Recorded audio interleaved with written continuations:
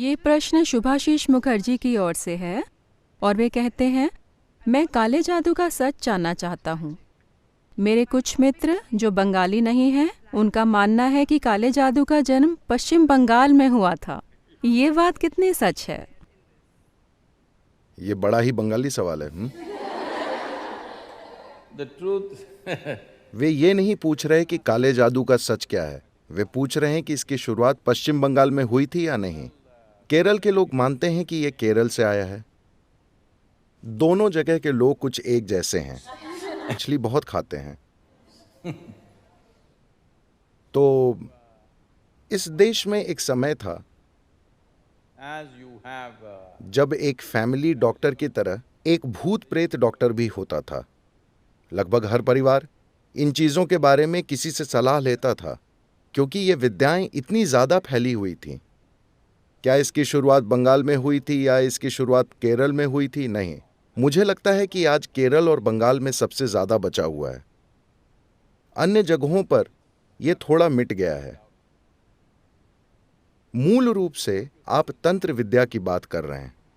occult is a certain technology. तंत्र विद्या अपनी ऊर्जा के इस्तेमाल से खास असर पैदा करने की एक विशेष तकनीक है, पर दुर्भाग्य से इसके बारे में बुरी बातें बहुत ज्यादा फैल गई हैं, क्योंकि बुरी चीजों की मांग ज्यादा थी, इसलिए लोगों ने इसका अच्छे से ज्यादा बुरा इस्तेमाल किया। इसके अच्छे प्रयोग भी होते हैं, ये किसी भी अन्य तकनीक की तरह है। You can either use it positively or negatively. आप इसका अच्छा या बुरा इस्तेमाल कर सकते हैं। दुर्भाग्य से बुरा इस्तेमाल अच्छे इस्तेमाल से बहुत ज्यादा होने लगा, तो लोगों को लगता है तंत्र विद्या मतलब कुछ बुरा होता है। नहीं, दुर्भाग्य से इसका बुरा इस्तेमाल होने लगा है।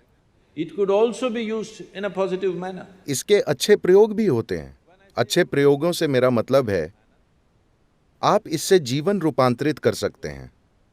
आप लोगों की सेहत सुधार सकते हैं, उन्हें मानसिक परेशानी से मुक्त कर सकते हैं। बहुत सी चीजें की जा सकती हैं, पर बुरी चीजों की मांग ज्यादा होने की वजह से इसका इस्तेमाल हो रहा है, इसलिए इसकी बुरी छवि बन गई है।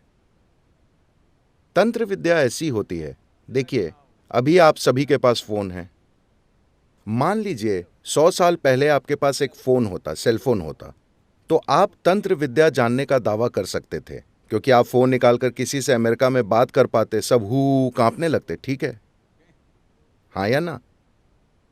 तो तंत्र विद्या बस एक तकनीक है। आप अपनी ऊर्जा का प्रयोग करके किसी को संदेश भेज सकते हैं, लेकिन जैसे जैसे आधुनिक तकनीक ज्यादा से ज्यादा सूक्ष्म हो रही है, तंत्र की जरूरत कम हो रही है, काफी तेजी से कम हो रही है, क्योंकि बहुत सी चीजें जो हम तंत्र विद्या के माध्यम से करते थे, आज बिना उसके हो जाती है। आप व्हाट्सएप पे एक संदेश भेज सकते हैं। अब आपको यहां बैठकर किसी को संदेश भेजने के लिए फोकस करने की जरूरत नहीं है। पहले ऐसा करने में बहुत ज्यादा समय और ऊर्जा लगती थी, अब संदेश चला जाता है। तो संदेश भेजने के काम में अब तंत्र की बिल्कुल जरूरत नहीं है, वरना तंत्र का मुख्य उपयोग एक अलग तरीके से संदेश भेजने के लिए होता था। आपने टेलीपैथी या टेलीकाइनेटिक्स और अन्य चीजों के बारे में सुना होगा, जिनमें कुछ दूरी से चीजें की जाती हैं, पर आज वे सभी चीजें सामान्य तकनीकों से हो जाती है। Regular technology.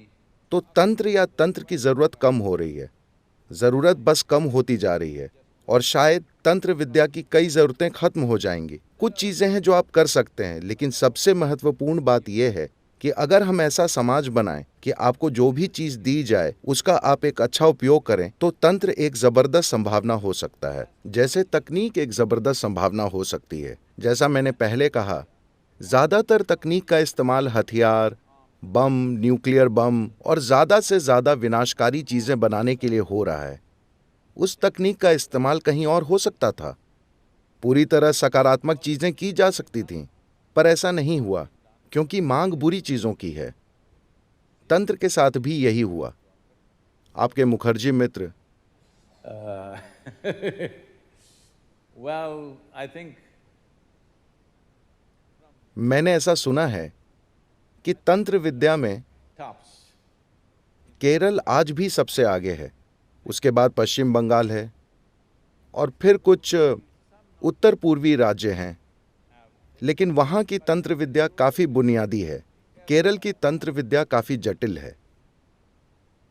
आप उत्तरी अमेरिका के कबीलों में भी तंत्र विद्या की काफी मौजूदगी पाएंगे, लेकिन बहुत बुनियादी तंत्र विद्या, मुख्य रूप से संदेश भेजने के लिए। पर अब उन सभी के पास स्मार्टफोन है, इसलिए इसकी जरूरत घट रही है।